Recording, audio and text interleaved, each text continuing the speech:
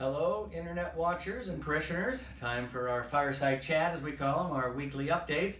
And we have a lot to talk about today as we head into this Corpus Christi Sunday. And the first one is, as you probably heard last time, that we are opening up for prayer. That'll be the week of the 21st of June. And what we're going to do is limited hours as regulated by the diocese. So we'll be 2 hours here at IC on Tuesday from 8 until 10 a.m. That's morning.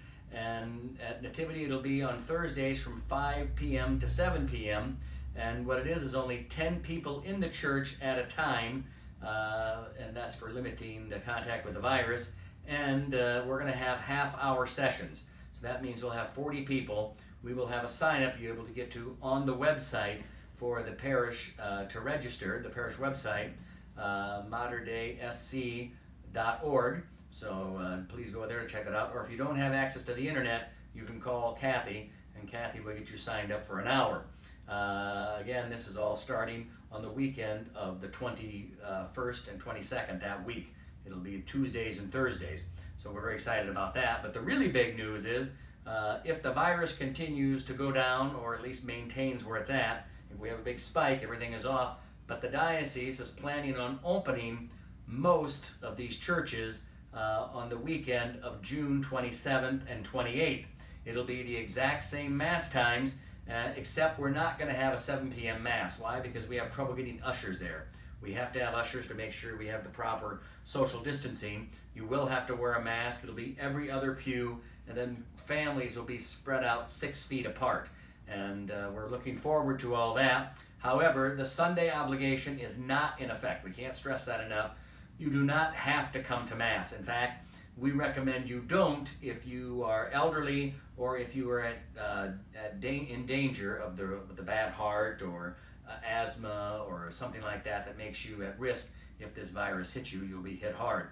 So there is no obligation. There will be no confessions before Mass. People want to know our confessions back on.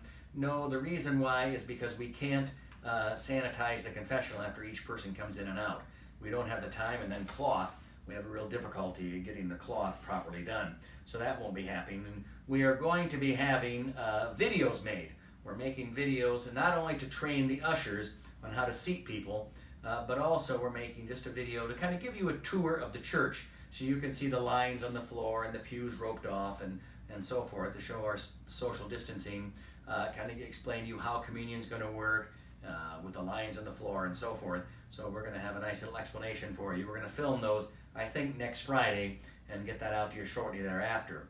And again, there is no obligation, and if the viruses kick up, all of this will be paused again. So pray that we can finally get open. I'm missing seeing all of you, so I'm hoping to get back and be able to see you again. And then, if all goes well, on July 6th, the bishop will allow us to add 2 weekday masses, 2 daily masses in also. And then on July 20th, we will be at a full Mass schedule. I think there'll still be a lot of social distancing at that point in time, but we're trying to open some of this stuff up. But again, this all assumes the virus doesn't kick up on us in the area. And all parishes will not be opening. We are planning to, but Buena Vista County, Storm Lake, is really hot right now with the virus. So Father Lingle there is pushing theirs back, and we could be in the same category if things go up. So as I said, cross your fingers and say some prayers so we can make this happen.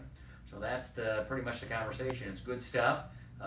Like I say, hopefully we can make this happen. Now we're in my office here. We're going to continue our show and tell. And we have a really special piece to show you today. And it's my father's hall tree he made. Now on that hall tree, it's a very intriguing piece. You'll notice the wheel. That comes from a 1956 Chrysler 300B, a car with Hemi and 2 factory 4-barrels. It was quite a race car. Some claim one of the earliest muscle cars made. The 300 stands for 300 horsepower. That was a lot in 1956. My dad had one he bought used, 57, 58, 59. He owned it for a week. It sat for 4 days without insurance. Then my uncle wrecked it at 120 mile an hour, and they said they're going to fix it. They sent him a wheel, and then the insurance company said, no, it's totaled. There is the wheel in its original chrome from a 1956 thing, and that's just plumber's putty in the middle. It can be taken apart, so it's a valuable piece.